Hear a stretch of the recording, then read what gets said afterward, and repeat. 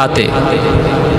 ইউসুফ আলাইহিস সালাম দৌড় দিলেন দরজার কিনারায়, পৌঁছার আগে আল্লাহ দরজা খুলে দিলেন, কারণ তার অন্তরে ইয়াকিন ছিল আমার আল্লাহ সব পারে, আল্লাহ দরজা খুলে দিবে। আল্লাহ কয় বান্দা আনা ইনদা বি আবদি জন্নি, আনা ইনদা জন্নি আবদি বি, আমার বান্দা আমার সাথে যেই পরিমাণ ধারণা রাখি, যেমন ধারণা রাখে আমি তার সাথে এমন আচরণ করি। টাস টাস করে দরজা খুলে গেল, 7টা গেট খুলে গেল। ইউসুফ আলাইহিস সালাম বের হয়ে আসলেন। আল্লাহ পাক নবীদেরকে এরকম ভাবে কুদরতি ভাবে হেফাজত করেন। ইয়াহইয়া আলাইহিস সালামকে আল্লাহ পাক চরিত্রহীনা দুশ্চরিত্রা নারীর হাত থেকে আল্লাহ হেফাজত করলেন। কিন্তু এই নারী এসে তো খেপে গেল, ভিতরে ভিতরে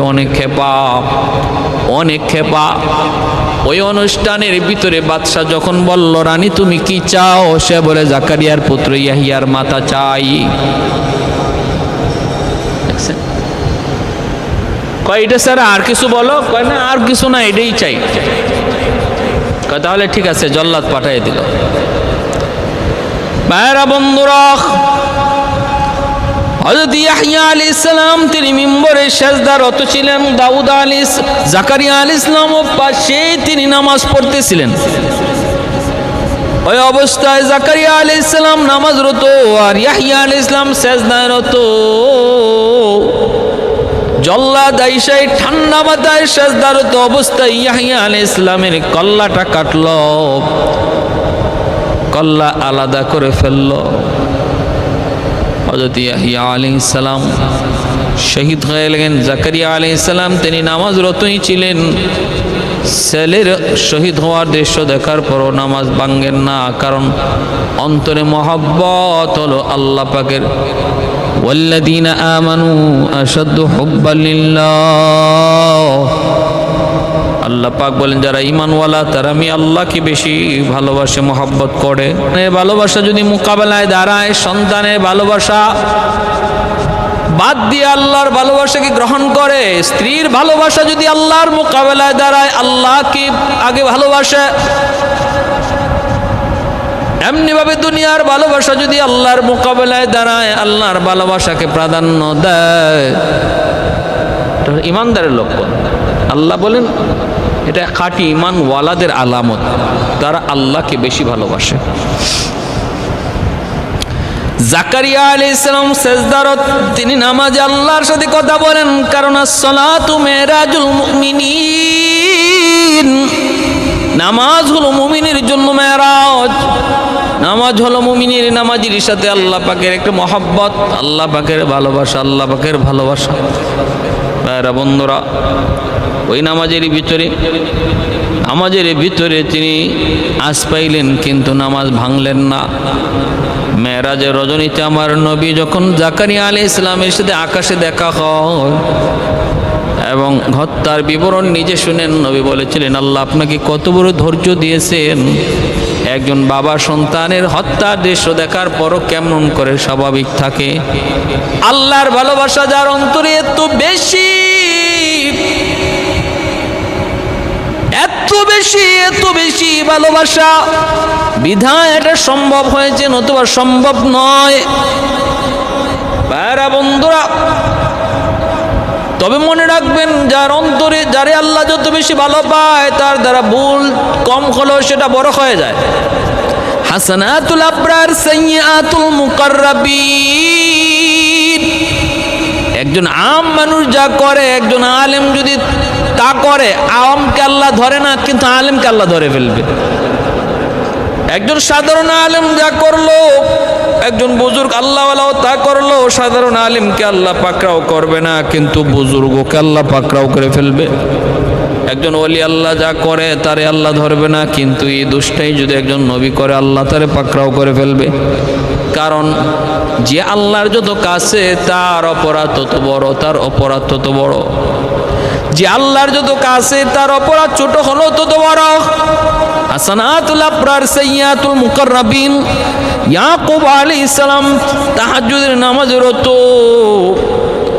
ইউসুফ আলাইহিস সালাম খাটের উপরে তিনি ঘুমাইতেছেন, মা নাই, মারা গেছেন, ঘুমন্ত সন্তান কান্না করছে, সাজদার জায়গা থেকে চোখটা একটু সরে গেছে সন্তানের দিকে, এতে করে আল্লাহ পাক নারাজ হয়ে গেছেন। আল্লাহ বলে ইয়াকুব, সন্তানের মহব্বত বুঝি আমি আল্লাহর চেয়ে বেশি বড় হয়ে গেল? আমার সাথে কথা বলতেছো, আমার দিকে তাকায় রইছো, সন্তানের কান্নার আওয়াজ শুনে তোমার চোখটা সন্তানের দিকে চলে গেল, আমার দিক থেকে মনোযোগ সরে গেল। আমি আল্লাহ সেটা বরদাস্ত করতে পারলাম না। ঠিক আছে না, এই সন্তানকে আমি তোমার পাশে রাখবো না, এই সন্তান তোমার চোখের সামনে রাখবো না, সন্তানকে তোমার চোখের আড়াল করে রাখবো। আর যেই চোখ তুমি সরাইছিলে আমার সাথে আমার দিকে তাকানো থেকে, এই চোখ আমি অন্ধ বানায় দেব। এজন্য সারাটা জীবন ইউসুফ আলাইহিস সালাম ইয়াকুব আলাইহিস সালামের চোখের আড়ালে ছিলেন। ইউসুফ আলাইহিস সালাম মিশরের প্রধানমন্ত্রী হলেন, তবু বাবাকে খবর দেন না, বাবা আমি ইউসুফ বেঁচে আছি। মিশরের কারাগারে জুলেখার ঘরে ইউসুফ বাবাকে খবর দিতে পারতেন, বাবা আমি ইউসুফ বেঁচে আছি, কিন্তু কোন হিকমতের কারণে ইনি খবর দেন না, এটা আল্লাহ পাকের নিষেধ ছিল, আল্লাহ পাকের নিষেধ। ভাইরা বন্ধুরা, জন্য বলতেছিলাম, এরে আল্লাহর গোলাম মনে রাখবা, নামাজ পড়তেছো, আল্লাহর হুকুম মানতেছো, দেখবা তোমার আমার উপরে মুসিবত আসবে বেশি। আরেকজনে নামাজ পড়ে না, রোজা রাখে না, হালাল হারাম মানে না, ওর উপরে পরীক্ষা কম, মুসিবত কম। তোমার আমার যদি একটু ভুল হয়, আল্লাহ পাক সাথে সাথে ভুল শুধরায় দিবে। কিছু বিপদ দিয়া মুসিবত দিয়া আল্লাহ পাক সাথে সাথে ভুল শুধরায় দিবে, কারণ আল্লাহ তোমারে আমারে ভালোবাসে, মহব্বত করে। আর অত বেলাইনে আছে, বেপথে আছে, ওর পথে ও চলতেছে, এজন্য ওরে আল্লাহ ধরেও না, ওরে আল্লাহ কিছু পরীক্ষাও করে না, কারণ ওর আখেরাত বরবাদ, ওর আখেরাত বরবাদ। যার আখেরাত আলোকিত, তার দুনিয়ার ভিতরে বিপদ মুসিবত পরীক্ষা তত বেশি। এজন্য অমুসলিমদের, বেঈমানদের, কাফের কুফফারদের, পাপিষ্ঠদের, ফাসিক ফুজ্জারদের জৌলসতা আনন্দ উল্লাস দেখে কষ্ট পাওয়ার কোনো কারণ নাই, কারণ ওদের আখেরাত বরবাদ। এজন্য আল্লাহ তাদেরকে দুনিয়া দেয়া দিছে। আর যার জন্য আখেরাত আল্লাহ রাখছে, তারে আল্লাহ দুনিয়াতে কষ্ট, পরীক্ষা নিরীক্ষা, আপদ বিপদ মুসিবত, অভাব অনটন দিয়ে আল্লাহ রাখছে, অভাব অনটন দিয়ে রাখছে। অতএব ধৈর্য হারা হওয়ার কিছুই নেই। وَلَنَبْلُوَنَّكُمْ بِشَيْءٍ مِّنَ الْخَوْفِ وَالْجُوعِ وَنَقْصٍ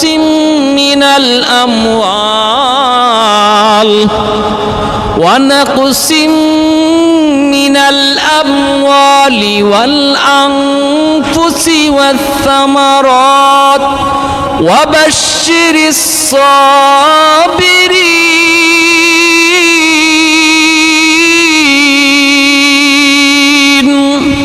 আল্লাহ পাক রব্বুল আলামিন কয়, আমি খোদা দিয়ে অভাব দিয়া, কখনো তোমাদের উপরে মুসিবত দিয়া, জানমালের ক্ষতি করায়া, ফসলাদির ক্ষতি করায়া তোমাদের ইমানের পরীক্ষা নেব।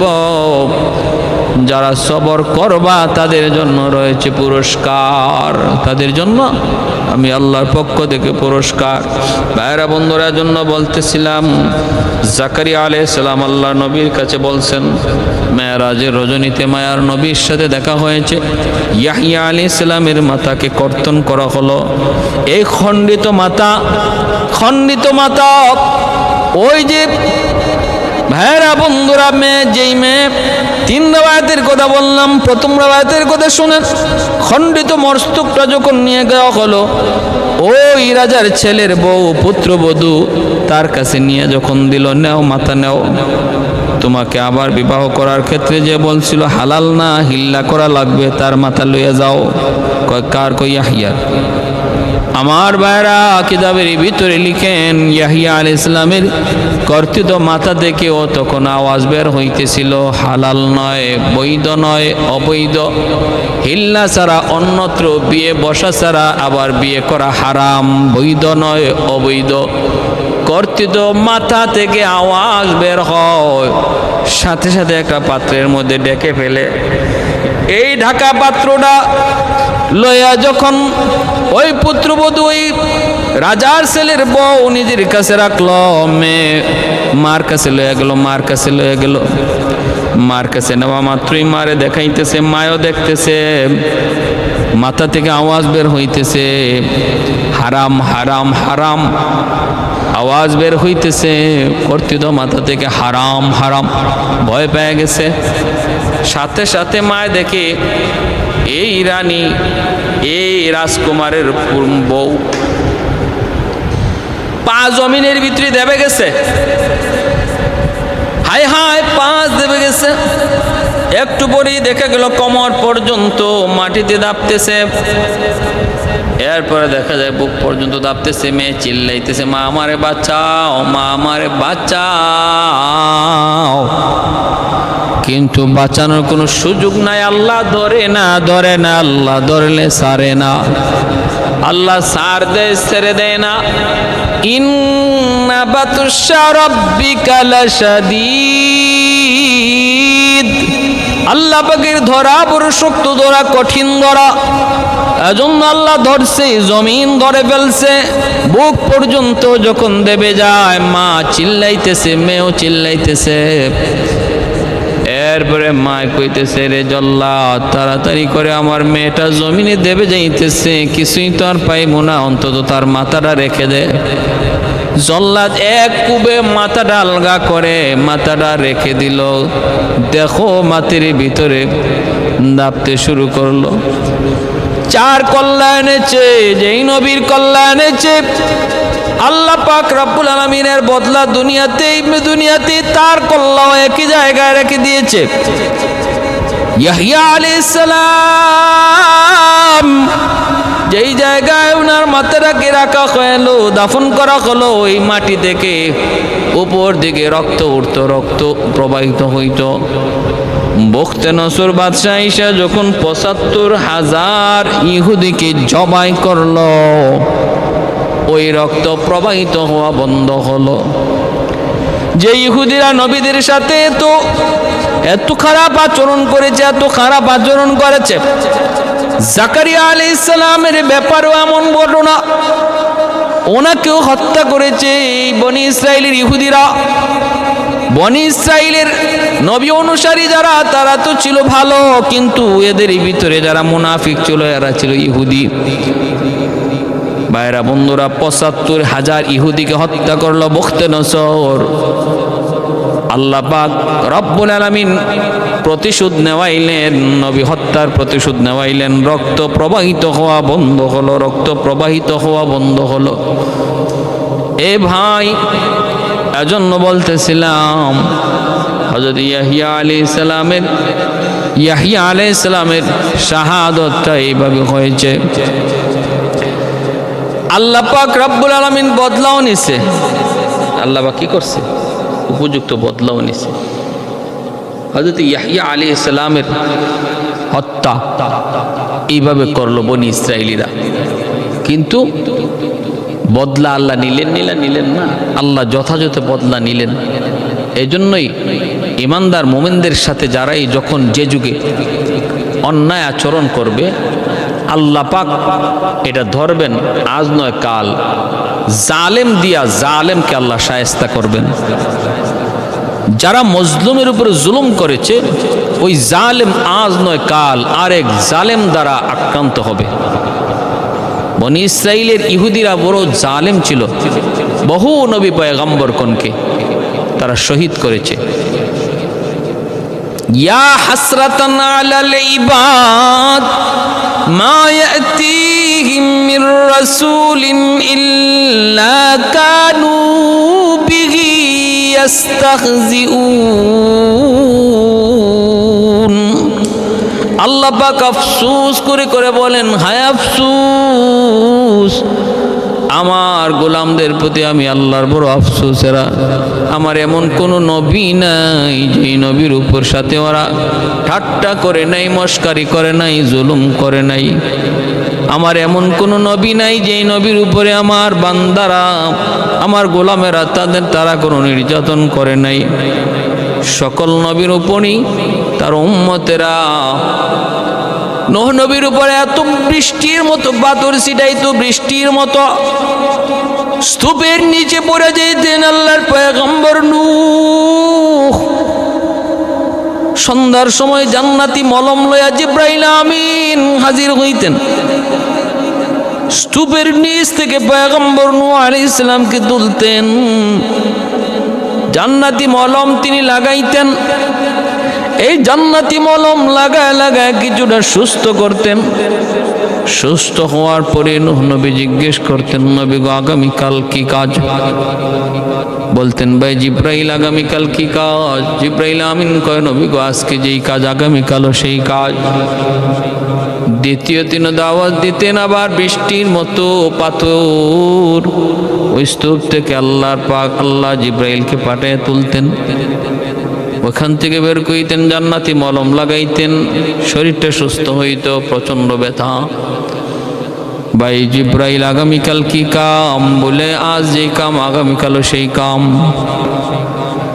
এত নির্যাতন, এত নিপীড়ন আমার নবী রহমতের নবী সাইয়্যিদুল মুরসালিন নবী মুহাম্মদুর রাসূলুল্লাহর সাথেও তার উম্মতরা কম নির্যাতন করে নাই।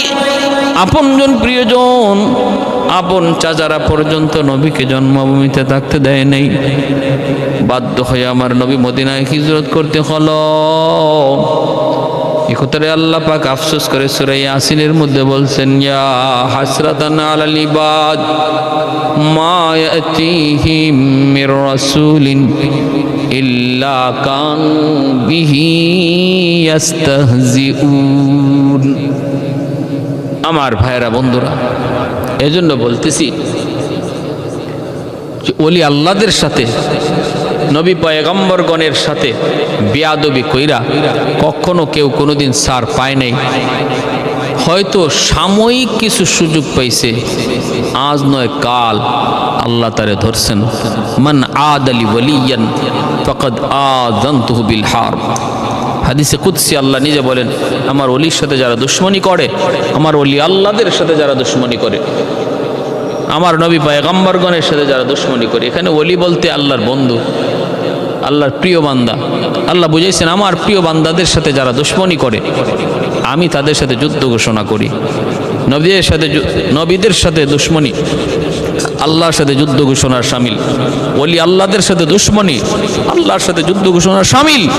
উলামায়ে কেরামের সাথে দুশমনি আল্লাহর সাথে যুদ্ধ ঘোষণা করার শামিল। এজন্য সাবধান। মসজিদের ইমাম, মুয়াজ্জিন, মাদ্রাসার ছাত্র, উস্তাদ, সমাজের উলামায়ে কেরাম, তাদেরকে শ্রদ্ধা করব, সম্মান করব, ইজ্জত দিব। ওলি আল্লাহদেরকে তাজিম করে কথা বলবো, উলামায়ে কেরামের সাথে মহব্বত রাখবো। মনে রাখবা, যদি দুশমনি করি, দেখেন যত অন্যায় করেছে আল্লাহ ধরছে, ধরে নাই তা না। সেই জালেম সম্প্রদায় দামেস্কের বাদশার পরিবার, তারা গোটা পরিবারটা ধ্বংস হয়ে গেছে। হ্যাঁ, গোটা পরিবারকে আল্লাহ ধ্বংস করে দিছে। হযরত ইয়াহিয়া আলাইহিস সালামের হত্যার প্রতিশোধ নিতে যায়, জাকারিয়া আলাইহিস সালামের হত্যার প্রতিশোধ নিতে যায়, গোটা পরিবারকে রাজ পরিবার আল্লাহ ধ্বংস করে দিছে। প্রিয় হাজিরিন, এজন্য শুধু তা নয়, তা পরিবার নয়, যারা সমর্থন করেছিল ইহুদি, তাদের উপরও একের পর এক গজব আর আযাব আসছেই। এক বুখতে নসর জালেমের দ্বারাই আল্লাহ ৭৫,০০০ ইহুদিকে একদিনে খতম করাই দিছে। প্রিয় হাজিরিন, এজন্য কেউ বুকে এই ধরনের দুঃসাহস দেখানোর চিন্তা কেউ না করি যে আমি পার পেয়ে যাব, আমার উপরে কেউ নাই, আমার ধরার কেউ নাই। মনে রাখবা, প্রত্যেক উপরের উপরও উপর আছে, প্রত্যেক উপরওয়ালার উপরও উপরওয়ালা আছে। দুনিয়ার তোমার যেখানে উপরওয়ালা শেষ, সেখানে উলামায়ে কেরামের শুরু। উলামায়ে কেরামের শুরু। তোমার যেখানে ফোন করা শেষ, সেখান থেকে উলামায়ে কেরামের ফোন করা শুরু হয় মাত্র। এরপরে আব্দুল্লাহ ইবনে মাসউদ রাদিয়াল্লাহু তাআলা আনহু আয়েশা আবু জাহেলের কল্লা কাটলেন, ওই কল্লা নবীর দরবারে নিয়ে গেলেন। ইকরামা বাবারি হত্যার দৃশ্য দেখে দৌড় দিয়ে আয়েশা একজনের উপরে তিনি আঘাত করলেন। মুআজ রাদিয়াল্লাহু তাআলা আনহুর হাত কেটে গেল।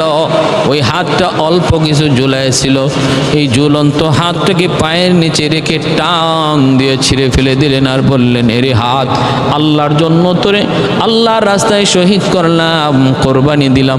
কিয়ামতের ময়দানে জান্নাতে আল্লাহ তোমার সাথে আমার আবার সাক্ষাৎ করাবে। হাত আল্লাহ জান্নাতে আমার হাত আল্লাহ পরায় দিবি। ভাইরা, ইকরামা তারপরে মুসলমানের আক্রমণ দেখা তাড়াতাড়ি পলায়ন করলেন। বদরের ময়দান থেকে ইকরামা পালায় আসলো। বাবার লাশটা পর্যন্ত আনার সাহস তিনি করেন নাই, কারণ নিজের জান বাঁচায় কোনো রকম বদর থেকে তিনি ফেরত চলে আসলেন। কিন্তু অন্তরের ভিতরে জিদ আরো ডাবল বেড়ে গেল। এতদিন পর্যন্ত ইসলামের বিরোধিতা ছিল শুধু বাবার আনুগত্যের কারণে, এখন ইসলামের বিরোধিতা বাবার হত্যার প্রতিশোধ নেওয়ার জন্যে দুর্ধর্ষ এক বাহিনী গঠন করলেন ইকরামা। এমনিই তো বহুত বড় এক অশ্বারোহী, দুর্দান্ত একজন বীর সৈনিক ইকরামা একটা বাহিনী, দুর্ধর্ষ বাহিনী গঠন করলেন শুধু বাবার পিতৃ হত্যার বদলা নেওয়ার জন্য। এরই ভিতরে যুদ্ধের দামামা বেজে উঠল, উহুদের যুদ্ধের দামামা বেজে উঠল। এই উহুদের যুদ্ধে ইকরামা নিজেকে বড় প্রস্তুত করলেন বদলা নেওয়ার জন্য।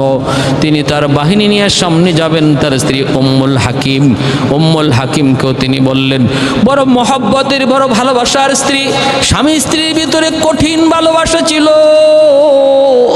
আবার আপন চাচাতো বোন ইকরামার স্ত্রী আবুল হাকিম, উম্মুল হাকিম ইকরামার স্ত্রী, কঠিন ভালোবাসা মহব্বত। স্ত্রীকেও উহুদের যুদ্ধে নিয়ে চললেন। বদরের যুদ্ধে যেই সমস্ত মানুষ তাদের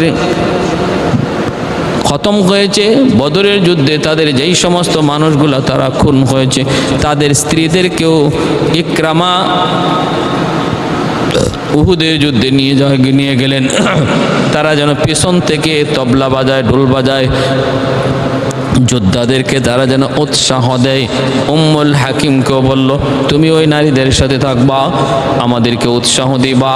কেউ যদি যুদ্ধ থেকে পিছনে পলায়ন করে আসে তাকে আবার যুদ্ধে পাঠাইবা। ভাইরা বন্ধুরা, ওই উহুদের যুদ্ধে ইকরামা অনেক প্রস্তুতি নিয়ে রওনা দিলেন। আর উহুদের যুদ্ধে তাদের পক্ষে, কাফেরদের পক্ষে আরেকজন বীর বাহাদুর ছিলেন, যার নাম খালিদ বিন ওয়ালিদ রাদিয়াল্লাহু তাআলা আনহু। তিনিও পরবর্তীতে কালেমা পড়ে মুসলমান হয়েছেন। কিন্তু উহুদের যুদ্ধে নবীর বিরুদ্ধে, ইসলামের বিরুদ্ধে কাফেরদের শক্তি অনেক বেশি। দুইজন বীর বাহাদুর, একজন খালিদ বিন ওয়ালিদ আর একজন ইকরামা বিন আবি জাহেল। খালিদ বিন ওয়ালিদ কাফেলার ডান দিকে নেতৃত্ব দেন আর ইকরামা বাম দিকে নেতৃত্ব দেন। প্রচন্ড রণকৌশলবিদ, যুদ্ধের পুরো কৌশল জানতেন খালিদ বিন ওয়ালিদ। ইকরামাও জানতেন তাদের এই প্রচন্ড এই চতুরতা এবং তাদের এই দুর্ধর্ষ সাহস উহুদের যুদ্ধে তাদের বিজয় ছিনে আনলো। তাদের এই পরিকল্পনা উহুদের যুদ্ধে তাদের অনেক পক্ষে মুসলমানদের পরাজিত করে বিজয় তারা ছিনিয়ে নিয়ে আসলো। উহুদের যুদ্ধের প্রাথমিক অবস্থাটা মুসলমানদের জয় ছিল, জয়। ছোট্ট একটা ভুলের কারণে মুসলমানের পরাজয় হলো। ছোট্ট একটা ভুল। আল্লাহ নবী বলেছিলেন, 50 জন তীরন্দাজকে তোমরা এই গিরিপথ ছেড়ো না। আমরা যুদ্ধে জয়লাভ করি আর পরাজিত হই, তোমরা কিন্তু এই গিরিপথ ছেড়ে দিও না। কিন্তু যুদ্ধে জয় দেখে তারা এই গিরিপথ ছেড়ে গনিমতের মাল কুড়ানোর জন্য চলে গেছিলেন। আর এই সুযোগ খালিদ বিন ওয়ালিদ পিছন দিক থেকে তিনি তার বাহিনী নিয়ে আক্রমণ করলেন। পিছন দিক থেকে আক্রমণ করলেন খালিদ, আর ইকরামা সামন দিক থেকে মাঝখানে পড়ে গেলেন মুসলমান। চরম পরাজয় হলো। আমার নবী আহত হলেন, নবীর দান্দান মুবারক শহীদ হলো। ভাইয়েরা বন্ধুরা, এইবার উহুদের যুদ্ধে তারা কিছুটা বদরের বদলা নিয়ে নিল। এইভাবেই চলছে। ভাইয়েরা বন্ধুরা, এর ভিতরে মক্কা বিজয়ের দিন চলে আসলো। মক্কা বিজয়ের পালা, হুদাইবিয়ার সন্ধি তার লঙ্ঘন করলো। মক্কা বিজয়ের প্রস্তুতি নবী নিলেন। 10,000 সাহাবায়ে কেরামদেরকে নিয়ে আল্লাহর নবী যখন মক্কা বিজয়ের জন্য তিনি মক্কার পার্শ্ববর্তী এলাকায় অবস্থান করলেন। আল্লাহর নবী 10,000 সাহাবী কিন্তু দুশমনদেরকে ধোঁকায় পালায় দিলেন। নবীজি রাতের বেলা চুলা বানাইলেন দ্বিগুণ আর বাথরুম বানাইলেন কম। গুপ্তচর আবু সুফিয়ানের নেতৃত্বে গুপ্তচর আয়েশা যখন দেখলো চুলায় শুধু আগুন আর আগুন, এত চুলা, তাহলে মানুষ মনে হয় 70-80 হাজারের কম না, লাখের কম না। আবু সুফিয়ানের কাছে গুপ্তচর যায় বলতেছে, উস্তাদ মানুষ গণ্য কেমনে, চুলাই তো গইনা কুল পাই না, অতএব না মনে হয় 50-60-70 হাজার মানুষের কম না। রাতের শেষ অংশে আবু সুফিয়ান আরেকজনকে পাঠাইলো। সে আইসা দেখে বাথরুমের সামনে বিশাল বড় লাইন, কারণ বাথরুম তো কম, লাইন তো হবেই। আল্লাহর নবীর না কৌশল। সেও যায় রিপোর্ট দিল, উস্তাদজি সে কত কইছে, কয় আগের জনে কইছে 50-60-70 হাজার। কয় কি কোন 60-70 হাজার তো বাথরুমের সামনে দাঁড়ায় রয়েছে, আবুর সামনে কি পরিমাণ আছে। সিদ্ধান্ত নিল আবু সুফিয়ান, না আমরা বিরোধিতা করব না, বাধা দিব না। মুহাম্মদের সামনে প্রচুর সৈন্য রয়েছে, বাধা দিয়ে কোনো লাভ হবে না। অতএব যার যার মতো করে যান বাঁচাও, যার যার মতো করে যান বাঁচাও। এই সিদ্ধান্ত হয়ে গেল সর্বসম্মতিক্রমে আল্লাহর নবীকে তারা বাধা দিবে না। কিন্তু ইকরামা সে সর্বসম্মতিক্রমে যে সিদ্ধান্ত হলো সেই সিদ্ধান্তের বিরুদ্ধে যাইয়া ইকরামা তার বাহিনী লইয়া আল্লাহর নবীর বাধা দেওয়ার জন্য চেষ্টা করলো। কিন্তু খালিদ বিন ওয়ালিদ রাদিয়াল্লাহু তাআলা আনহু তিনি তো এতে দিনে মুসলমান হয়ে গেছেন। খালিদ বিন ওয়ালিদ ফতে মক্কার দিন, মক্কা বিজয়ের দিন তিনি সামনে, আল্লাহর নবীর সামনে, নবীর ডান দিকে খালিদ বিন ওয়ালিদ ইকরামার বাহিনীকে তছনছ করে দিলেন। যারা সাথে ছিল অনেকে মারা গেল, বাকিরা পলায়ন করলো। এমনকি ইকরামা নিজেও মক্কা ছেড়ে পালাইতে লাগলো। কোন রকম যান বাঁচায় ইকরামা মক্কা ছেড়ে বের হয়ে গেল। ইকরামা মক্কা ছেড়ে বের হয়ে গেলেন। কোথায় যাবেন? মক্কায় থাকার কোনো জায়গা নাই, কারণ মক্কা তো মুহাম্মাদুর রাসূলুল্লাহ দখল করে নিয়েছেন। কোথায় যাবেন? যাওয়ার তো কোনো জায়গা নাই। আল্লাহর নবী রহমতের নবী মক্কা জয় করে নিলেন আর নবী ঘোষণা দিলেন, শোনো বাইতুল্লাহ সামনে যারা বাইতুল্লাহ অবস্থান করবে তারা নিরাপদ। আবু সুফিয়ান এর ভিতরে ওই দিন কালেমা পড়ে মুসলমান হয়েছেন। আবু সুফিয়ান মুসলমান হয়ে গেছেন। এই আবু সুফিয়ানের সাথে আমার নবীর সম্পর্ক হলো নবীর শ্বশুর, আর নবী হলেন জামাতা উম্মে হাবিবা রাদিয়াল্লাহু তাআলা আনহা, আমাদের আম্মা জান, আমার নবীর পবিত্র বিবি। ওনার বাবা ছিলেন আবু সুফিয়ান, আর আবু সুফিয়ানের স্ত্রীর নাম ছিল হিন্দা। আবু সুফিয়ান মক্কা বিজয়ের দিন কালেমা পড়লেন। হিন্দাও মক্কা বিজয়ের দিন কালেমা পড়ে মুসলমান হয়ে গেলেন। ওইদিকে ইকরামার স্ত্রী উম্মুল হাকিম তিনিও হিন্দার সাথে 10 জনের মতো একজন মহিলা আমার নবীর সামনে আইসা তারা নিজেদের ইসলাম গ্রহণের কথা প্রকাশ করলেন। ভাইরা বন্ধুরা, আমার নবী রহমতের নবী তিনি ওই দিন সবাইকে সাধারণ ক্ষমা ঘোষণা করলেন। লা তাসরিবা আলাইকুমুল ইয়াউম, আল ইয়াউম ইয়াউমুল মারহামা। আজকের দিন বদলা নেওয়ার দিন নয়, আজকের দিন হলো রহম করার দিন। আমরা আমাদের বাড়িঘরে ফিরে নেওয়ার জন্য আসি নাই, আমরা এসেছি আল্লাহর দিন প্রতিষ্ঠা করার জন্য। নবী বললেন, সাহাবীরা শোনো, যার যার বাড়িতে যাইয়া তোমাদের বাড়ি যারা দখল করে রেখেছে তাদের মালিকানাও বুঝাই দিবা। বাড়ির দখল ফিরায় নেওয়ার জন্য মক্কা বিজয় করি নাই, বরং আমাদের বাড়িঘর যারা দখলে আছে তাদেরকে দখলের সাথে মালিকানাও বুঝাই দিয়ে আসো। সাহাবীরা কই, নবী গো, কত সুন্দর আখলাক, কেমন ধৈর্য দিয়ে আল্লাহ আপনারে বানাইছে গো নবী। আপনি কি ভুলে গেছেন মক্কার মানুষগুলি কত নির্যাতন করছে আমাদের উপর? নবী বললেন, চোখের পানি ঝরায় সাহাবীরা, তোমাদের উপরে যে নির্যাতন হয়েছে আমি নবী ভুলি নাই। আমার উপর যে নির্যাতন হয়েছে মক্কায়, তোমরা কি ভুলে গেছো? না গো নবী, আমরাও ভুলি না। আল্লাহ নবী বললেন, আমি যদি আমার নির্যাতনের কথা ভুলে গিয়া তাদেরকে মাফ করে দিতে পারলাম, তোমরা কেন মাফ করতে পারবো না?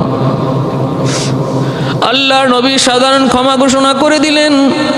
কিন্তু কিছু কিছু মানুষকে নবী, কয়েকজন মানুষের ব্যাপারে নবী নাম উল্লেখ করে বললেন, এদের মাফ নাই, এদের মাফ নাই, এদেরকে যেখানে পাবা সেখানে হত্যা করবা। এর ভিতরে একজন হলো নবীর প্রিয় চাচা আমির হামজা রাদিয়াল্লাহু তাআলা আনহুর খুনি, যার নাম ছিল ওয়াহশী। উহুদের ময়দানে নবীর কলিজার টুকরা চাচা, নবীর কলিজার টুকরা চাচা হযরত হামজা, আমির হামজা রাদিয়াল্লাহু তাআলা আনহুকে খুন করেছিল ওয়াহশী। এই ওয়াহশীর ব্যাপারে নবী বললেন, ওয়াহশীকে যেখানে পাবা সেখানে হত্যা করবা। 2 নম্বর হলো ইকরামা বিন আবি জাহেল, ইকরামারে যেখানে পাও সেখানে হত্যা করো।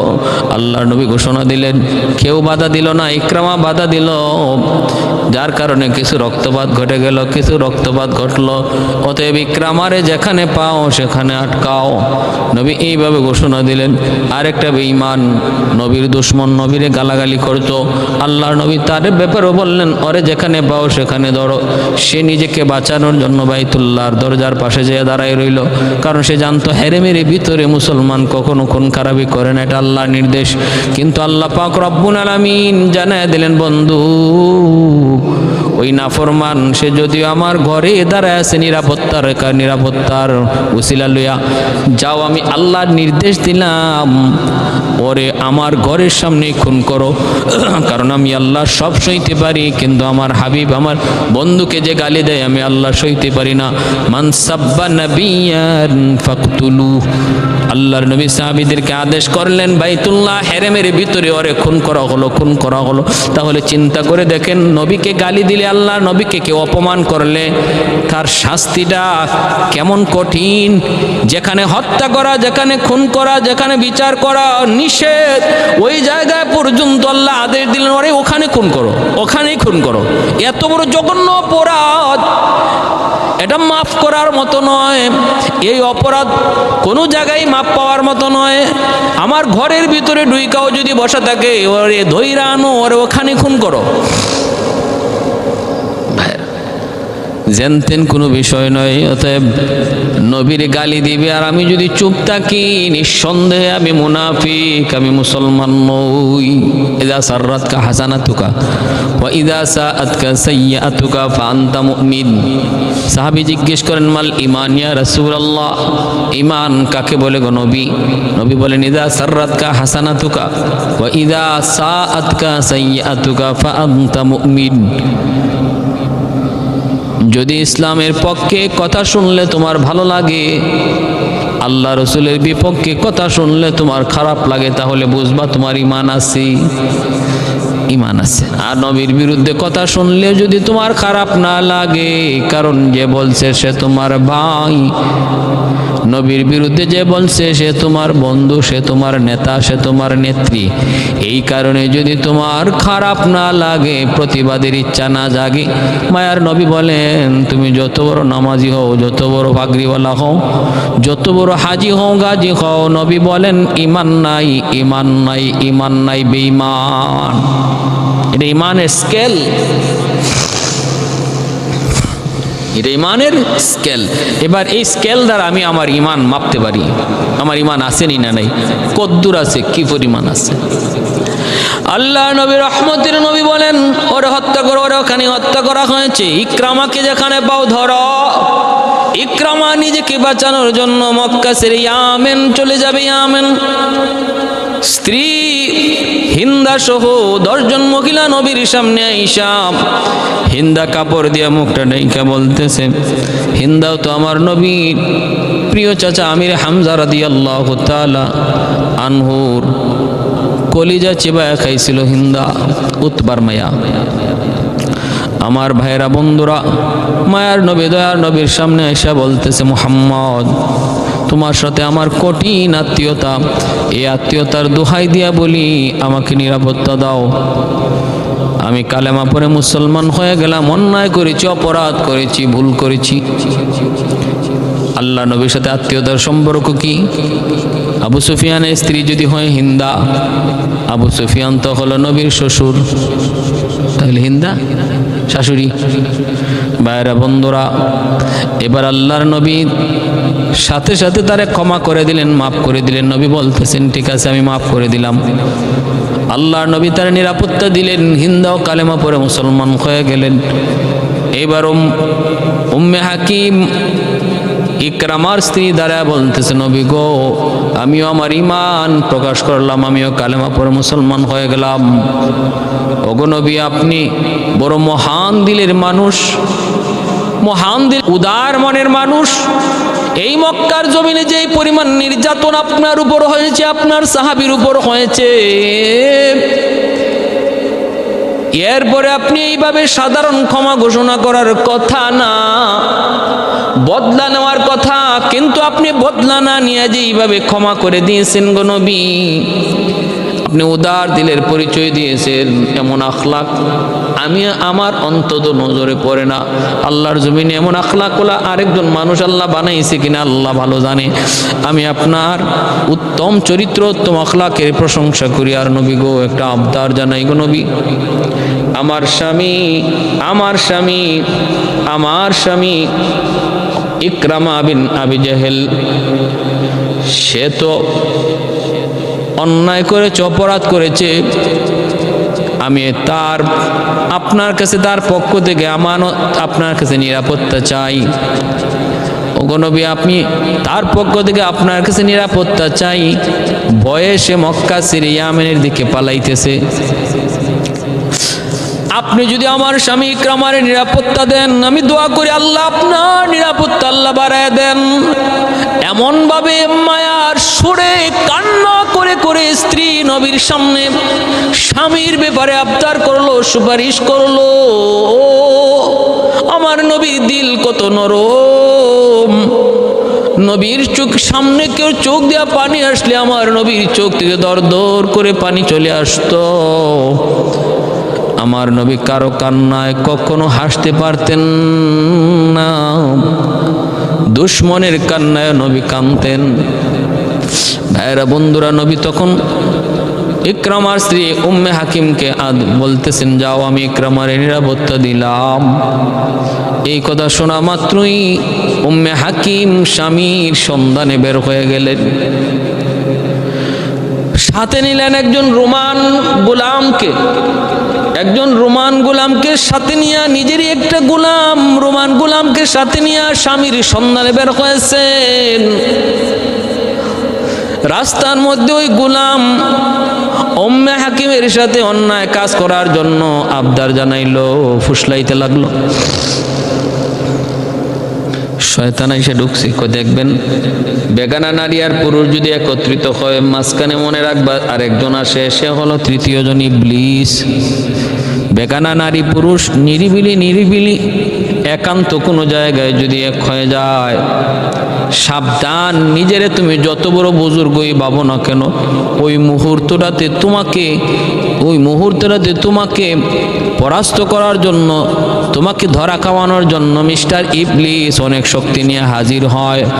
এজন্য কখনো বেগানা নারীর সাথে বেগানা পুরুষ একান্তে নিরিবিলি একা জায়গার মধ্যে একত্রিত হওয়া যাবে না। কোনো কারণে যদি এক হয়েও যায়, সাথে সাথে দ্রুত হয়ে যাবে, দ্রুত সরে যাবে। নিজের পিরাগির, নিজের বুজুর্গির তখন বাহাদুরি করে কোনো লাভ নাই। এমন বহু বুজুর্গরে শয়তান পানি খাওয়াই দিছে, একদম নাকে চুবানি খাওয়াই দিছে বহু অলি আল্লাহরে, বহু বুজুর্গরে। অতএব সাবধান, বেগানা কোনো নারীর সামনে যেয়া নিজের বুজুর্গির বাহাদুরি করে কোনো লাভ নাই। যত পারা যায় এদের থেকে দূরে থাকা, এখান থেকে দূরে থাকা। এটা আগুন। আগুনের পাশে মম নিয়ে যদি মমরে আপনি বলেন, মমরে তুই গলবি না, কোনো দিন সেটা সম্ভব নয়। আগুনের পাশে মম নিলে মম অটোমেটিক গলবে, অটোমেটিক গলে যাবে। হ্যাঁ, এই রোমান গোলাম ইকরামা রাদিয়াল্লাহু তাআলা আনহুর স্ত্রী উম্মে হাকিমের সাথে অন্যায় করার জন্য ফুসলাইতে লাগলো। একা একা দুজন, উনিও স্বামীর খুঁজে বের হয়েছে পাগলের মতো।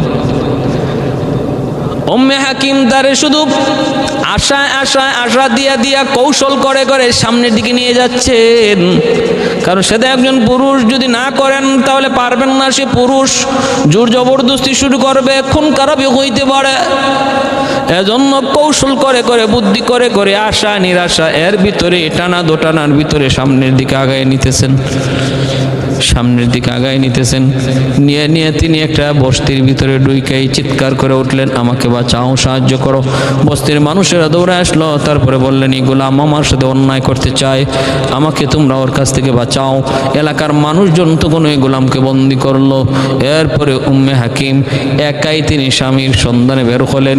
খুঁজতে খুঁজতে পেয়ে গেলেন নদীর পারে, দেখা যায় একটা নৌকা মাঝির সাথে তার স্বামী ইকরামা মাঝিওয়ালার সাথে কথা বলতেছেন। মাঝিওয়ালার কাছে যায় তিনি বলতেছেন, ভাই আমার নদী পার করে দে, আমি ইয়ামেন চলে যাব। মাঝিওয়ালা বলতেছে, আমি আপনাকে নদী পার করায় দেব, এর আগে প্রমাণ করেন আপনি ভালো মানুষ। কয় কেমনে প্রমাণ করব? কয় আপনি কালেমা পড়েন। তখন ইকরামা কয়, কসকি বেটা, এই কালেমার বই তো মক্কা ছেড়ে ইয়ামেন পালাইতেছি। এর ভিতরে উম্মে হাকিম যায় হাজির হয়ে স্বামীকে দেখেই জড়ায় ধরছে, আর স্বামীকে বলতেছে, স্বামী গো, ও স্বামী তুমি ইয়ামেন যেও না, জন্মভূমি ছেড়ে ওই জায়গায় যায় তুমি কেমন করে থাকবে? এখানে তোমার সব, এখানে আমরা একা একা কেমন করে তুমি ইয়ামেন থাকবা, ওই দেশে থাকবা? না, জন্মভূমি ছেড়ে তুমি যেও না, আমি মুহাম্মদুর রাসূলুল্লাহর কাছ থেকে তোমার নিরাপত্তার গ্যারান্টি নিয়ে এসেছি। দু জাহানের বাদশাহ, সরওয়ারে দু জাহান, খুলুকে আজিমের অধিকারী নবী, রহমতের নবী, মায়ার নবী, ওনার কাছ থেকে আমি তোমার নিরাপত্তার গ্যারান্টি নিয়ে এসেছি। না, তোমার ইয়ামেন যাওয়া লাগবে না। ভাইরা বন্ধুরা, এইবার ইকরামা বলতেছে, কও কি তুমি? বলে, মুহাম্মদ আমাকে নিরাপত্তা দিয়েছেন। বলে, হ্যাঁ। আর স্বামী গো, আমি কালেমা পড়ে নিজে মুসলমান হয়ে গেছি। এতদিন ভুল পথে ছিলাম, অন্ধকার জগতে ছিলাম, আলোর পথ পেয়ে গেছি। চলেন, আপনিও চলেন, আপনাকে তিনি নিরাপত্তা দিয়েছেন। ইকরামার মনটা নরম হয়ে গেল, ফিরে আসলো, আর রাস্তার মধ্যেই তিনি গোলামের কথা জানাইলেন। ইকরামা গুসায় তিনি ওই গোলামের কাছে যায় গোলামকে হত্যা করলেন। তারপরে স্ত্রীকে নিয়ে তিনি রওনা দিলেন। রাস্তার মধ্যে স্বামী স্ত্রী দুজন একান্ত, এখানের মধ্যে স্বামী স্ত্রী আবেগ জড়িয়ে গেল। তিনি স্ত্রীকে ধরতে চাইলেন। উম্মে হাকিম বলেন, শোনেন স্বামী গো, আমি এখন মুসলমান, তুমি এখনো কাফির, নবীর হাতে কালেমা পড়ে মুসলমান হও নাই। আমি হলাম মুসলমান পবিত্র, আর তুমি অপবিত্র। এই অবস্থায় তোমার আমার এখনো এইরকম মিলন হওয়া সম্ভব নয়। ইকরামা তখন কয়, বিবি তুমি এমন কথা বল না, তোমার আমার মিলন, তোমার আমার কাছে আসা মহব্বত, যেই জিনিস বাধা দেয়া রাখছে সেটা সাধারণ কোনো বিষয় হতে পারে না। অতএব তাড়াতাড়ি আমাকে ইমানের কাছে নিয়ে চলো, ইমানের সন্ধানে নিয়ে চলো। আল্লাহ নবীর সামনে এসে ইকরামা হাজির। মায়ার নবীর কাছে জিবরাইল খবর দিয়া দিছেন, নবী গো ইকরামা আসতেছে, ইকরামার সম্মানে আপনি সুস্বাগতম জানান। আল্লাহ নবী সাহাবায়ে কেরামদেরকে বললেন, সাহাবীরা একটু ইকরামাকে সুস্বাগতম জানাও। এতদিন পর্যন্ত যে ইকরামা আমাদের বিরুদ্ধে ছিল, আবু জাহেলের সন্তান, বাবা ইসলামের এত বড় কঠিন দুশমন ছিল, তার বাবাকে তোমরা গালি দিও না, কারণ ইকরামা মুসলমান হওয়ার জন্য আসতেছে। মৃত মানুষকে গালি দিলে মৃত মানুষ কিছু শুনে না, কিন্তু তার সন্তান কষ্ট পায়, এজন্য মৃত মানুষকে গালি দিও না। আল্লাহর নবী রহমতের নবী এইভাবে বললেন। ইকরামা কাছে আসতে মায়ার নবী দৌড় দিয়ে যায়, ইকরামাকে জড়ায় ধরলেন। ভাইরা বন্ধুরা, হাদিসের মধ্যে এসেছে মায়ের নবী তখন চাদরটাও ঠিক মতো গায়ে নিতেছিলেন না, চাদরটা টানেন আর দৌড়েন যায় ইকরামাকে স্বাগতম জানাইলেন।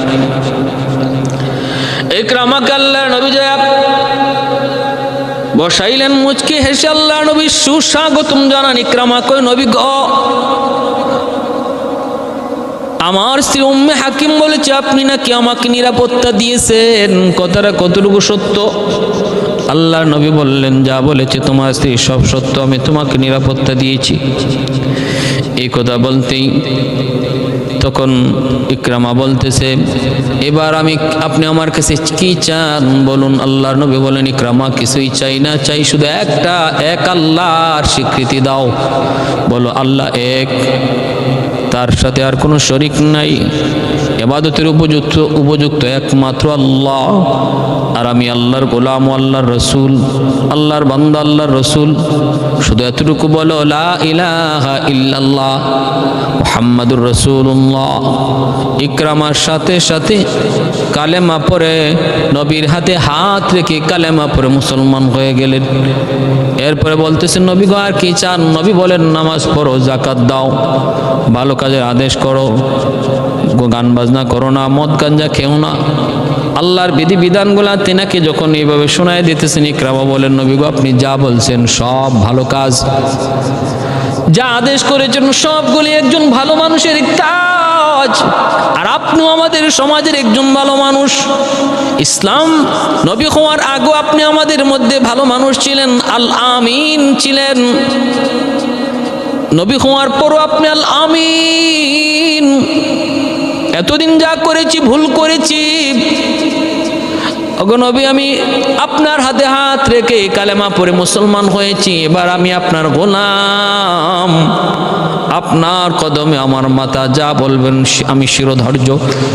আল্লাহ নবী খুশি হয়ে বললেন, ইকরামা তোমার উপর আমি নবী এত খুশি হয়েছি, এখন তুমি যা চাইবা আমি তাই আল্লাহর কাছ থেকে মঞ্জুর করে দিব। এই সুযোগটা পাওয়া মাত্র ইকরামা বলতেছে, নবী গো আমার কোনো কিছু চাওয়া নাই, পাওয়া নাই, আমার শুধু একটাই চাওয়া, একটাই পাওয়া। এতদিন পর্যন্ত আমি অন্ধকার জগতে ছিলাম, সরাসরি আপনার সাথে বিরোধিতা করেছি, কত ষড়যন্ত্রের জাল বুনেছি, এই তলোয়ার দ্বারা কত মুসলমান ভাইয়ের কল্লা আলাদা করেছি, কত মুসলমান ভাইয়ের রক্ত ঝরাইছি। আমি বহুত বড় অন্যায়কারী। আমার আপনার কাছে একটাই চাওয়া, আল্লাহ যেন আমার পিছনের সব গুনাহ খাতা আল্লাহ মাফ করে, আল্লাহ যেন আমার পিছনের সব অন্যায়গুলি আল্লাহ মাফ করে। আমার বাবা ছিল আপনার কঠিন থেকে কঠিন দুশমন। ওগো নবীজি, আমার বাবার পক্ষে থেকে আমি কত অন্যায় কাজে জড়িত হয়ে গেছি। আজকে আমাকে আল্লাহ যে সত্যের পথ আল্লাহ দেখাইছেন, হাজারো শুকুর। তবে একটাই চাওয়া, আল্লাহ যেন আমার পিছনের গুনাহ খাতা মাফ করে। মায়ার নবী, দয়ার নবী আল্লাহর কাছে দোয়া চাইলেন আর বললেন, আল ইসলাম ইয়াহদিমু মা কানা ক্বাবলা। ও ইকরামা, ইসলাম হলো এমন এক পাওয়ারফুল মেডিসিন, এই ইসলাম গ্রহণ করার সাথে সাথে পিছনের সব ময়লাই মেডিসিন ধুয়ে দেয়। টেনশন করো না, চিন্তা করো না, আজ থেকে তুমি নিষ্পাপ, পিছনে কোনো গুনাহ নাই। ভাইরা বন্ধুরা, এরপর থেকে ইকরামা ইসলামের জন্য নিজেকে এতটা নিবেদিত প্রাণ করে নিলেন, এমন কোনো যুদ্ধ নাই এরপরে যেই যুদ্ধে ইকরামা শরীক হন নাই, এমন কোনো অভিযান নাই যে অভিযানে ইকরামার নাম শুরুতে আসে নাই। ভাইরা বন্ধুরা, এইভাবে মুসলমান হওয়ার কিছুদিন পরেই যুদ্ধের জামামা বেজে উঠল, ইয়ারমুকের যুদ্ধ। ভাইরা বন্ধুরা, ও ভাইরা, ইকরামা তিনি সবগুলা যুদ্ধে অংশগ্রহণ করলেন। শেষ পর্যন্ত ইয়ারমুকের যুদ্ধে যখন তিনি গেলেন, ওই ইয়ারমুকের যুদ্ধ সৈন্য সংখ্যা দুশমনের ছিল 2 লক্ষ। মুসলমানের যত সামান্য খালিদ বিন ওয়ালিদ রাদিয়াল্লাহু তাআলা আনহুর নেতৃত্বে ইয়ারমুকের যুদ্ধ। মুসলমান অল্প কয়েকজন, খালিদ বিন ওয়ালিদ আর সঙ্গে ওনার বন্ধু ইকরামা আর কিছুজন সৈন্য সাথী নিয়ে তিনি দুশমনের মোকাবিলায় ইকরামা তার দামি ঘোড়ার পিঠ থেকে তিনি নেমে গেলেন। যখন দেখলেন দুশমন অসংখ্য অগণিত সামনের দিকে ধেয়ে আসতেছে, ইকরামা ঘোড়ার পিঠ থেকে যুদ্ধ করে করে এক পর্যায়ে ঘোড়ার পিঠ থেকে নাইমা দুশমনের ভিতরে ঢুকে যাইতেছেন। হযরত খালিদ বিন ওয়ালিদ রাদিয়াল্লাহু তাআলা আনহু দৌড় দিয়ে যায় জড়ায় ধরছেন, বন্ধু দোস্ত একটু থাম থাম, এইভাবে নিজেরই শেষ করে দিবি না, তোমার চলে যাওয়াটা ইসলামের জন্য বহুত বড় ক্ষতি হয়ে যাবে দোস্ত, এইভাবে যাও না, নিজেরই শেষ করো না, একটু শোনো, আমার একটু পরামর্শ গ্রহণ করো। তখন ইকরামা কান্দেন, চোখের পানি জড়ায় কান্দে আর বলতেছে, দোস্ত আমারে তুমি বাধা দিও না, এ দোস্ত আমারে তুমি বাধা দিও না। এই তলোয়ার দিয়ে, এই তলোয়ার এতদিন পর্যন্ত ইসলামের বিরুদ্ধে যেইভাবে লড়ছে, এখন ইসলামের পক্ষে এইভাবে লড়বে। এতদিন পর্যন্ত বাতিলের পক্ষে এই তলোয়ার যেভাবে সামনে আগাইছে, আজকে হকের পক্ষে বুঝি এই তলোয়ার পিছনে চলে যাবে। এ দোস্ত তোমার সাথে একসাথে বাল্যকালে বড় হয়েছি, উহুদের যুদ্ধে দুজনে এক কাঁধে কাঁধ মিলাইয়া ইসলামের বিরোধিতা করেছি, বিজয় দুই বন্ধু ছিনায় আনছি, এরপরে তুমি মুসলমান হয়ে গেছো,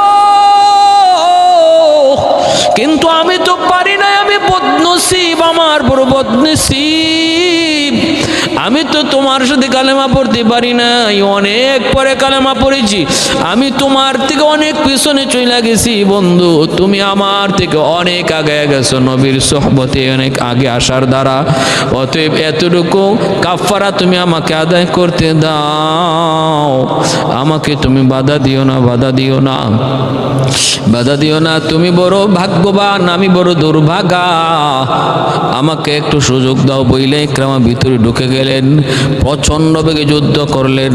খালিদ বিন ওয়ালিদ রাদিয়াল্লাহু তাআলা আনহু তিনিও তরোয়ার চালাইলেন বীর বিক্রমে, 2 লক্ষ সৈন্যরে কচুকাটা কইরা আর মুখে যুদ্ধে মুসলমানের বিজয় নিশ্চিত কইরা 3 জন আহত হইয়া ময়দানে পড়ে গেলেন। একজন হলেন হারিস ইবনে হিশাম, আইয়াশ ইবনে আবি রাবিয়া, আরেকজন হলেন ইকরামা ইবনে আবি জাহেল। 3 জন আহত হইয়া ইয়ার মুখের যুদ্ধে পড়ে গেলেন এবং 3 জনই পানি পানি করে ডাকতেছেন, পানি পানি করে ডাকতেছেন। একজন তাড়াতাড়ি করে পানি নিয়ে হাজির হইলেন হারিসের কাছে, হারিস ইবনে হিশামের কাছে। তখনই হারিস ইবনে হিশাম দেখতেছেন পাশেই ইকরামা, তিনি পানি করে ডাক দিছেন। হারিস ইবনে হিশাম বলতেছে, রে ভাই, আমার চেয়ে ইকরামার পানির প্রয়োজন বেশি, তুমি তার কাছে যাও। হযরত ইকরামা রাদিয়াল্লাহু তাআলা আনহুর কাছে গেলেন। ভাইরা বন্ধুরা, গিয়া দেওয়া মাত্র পানি দিবেন, হঠাৎ করে দেখেন পাশে আহত অবস্থায় পড়ে আছেন আইয়াশ ইবনে রাবিয়া। হযরত আইয়াশ ইবনে রাবিয়াও পানি করে ডাক দিছেন।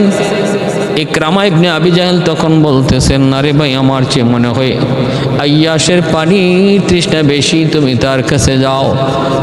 তিনি তার কাছে পানি নিয়ে গেলেন, যা দেখেন আইয়াশ ইবনে রাবিয়া তিনি শহীদ হয়ে গেলেন পানি পান না কইরা। তাড়াতাড়ি দ্রুত ইকরামা ইবনে আবি জাহেলের কাছে আসলেন, দেখেন ইনিও আর পানি পান করতে পারলেন না, ইনিও শহীদ হয়ে গেলেন। এরপরে দৌড় দিয়া তিনি চলে গেলেন হারিস ইবনে হিশামের কাছে, যায় দেখেন তিনিও আর পানি পান করতে পারলেন না, শহীদ হয়ে গেলেন। ভাইরা বন্ধুরা, ইকরামা রাদিয়াল্লাহু তাআলা আনহু তিনি আবু জাহেলের সন্তান, পরে তিনি ইসলামের এত বড় মুজাহিদ হলেন। শুধু এত বড় মুজাহিদ নাই, ইয়ারমুকের যুদ্ধে তিনি শহীদ হলেন এবং তিনি ইসলাম গ্রহণ করার পর সর্বদা মসজিদে নববীতে কাটিয়ে দিতেন, সর্বদা কোরআন তেলাওয়াত করতেন, চোখ দিয়া পানি ঝরতো আর কান্না করতেন, নবীর দরবারে বসে বসে হাদিস শুনতেন। বুখারী মুসলিম হাদিসের অনেক হাদিসের কিতাবে রাবীদের মধ্যে ইকরামা রাদিয়াল্লাহু তাআলা আনহার নাম রয়েছে। বহু হাদিসের রাবী হয়েছেন। ভাইরা বন্ধুরা, ইসলাম ত্যাগ শিখায় গেছে, আদর্শ শিখায় গেছে। দেখেন, এক ভাই আরেক ভাইয়ের জন্য জীবন দিয়া দিছে, নিজের স্বার্থটা কোরবানি দিয়া আরেক ভাইয়ের স্বার্থকে প্রাধান্য দিছে। নিজের পানির তৃষ্ণা কত বেশি, এরপরও নিজে পানি চান না, আরেক ভাইয়ের পানির জন্য পাঠায় দিছে।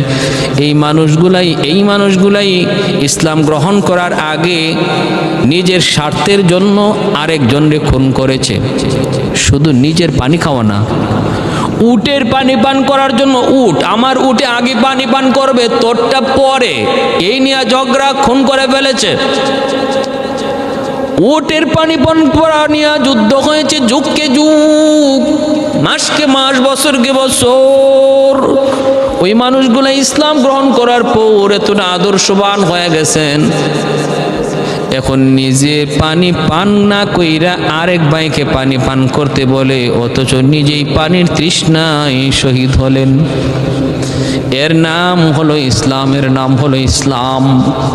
ভাইরা বন্ধুরা, ইসলাম মানুষকে মানুষ বানায়, আদর্শ মানুষ বানায়। দেখেন, আমার নবীর সাহাবী হয়ে গেছেন আবু জাহেলের সন্তান ইকরামা। খালি সাহাবী না, বহুত বড় সাহাবী হয়েছেন, ইসলামের বহুত বড় বীর বাহাদুর হয়েছেন, হাদিসের বহুত বড় রাওয়ী হয়েছেন, ইসলামের বহুত বড় খেদমত করেছেন, বহু খেদমত করেছেন।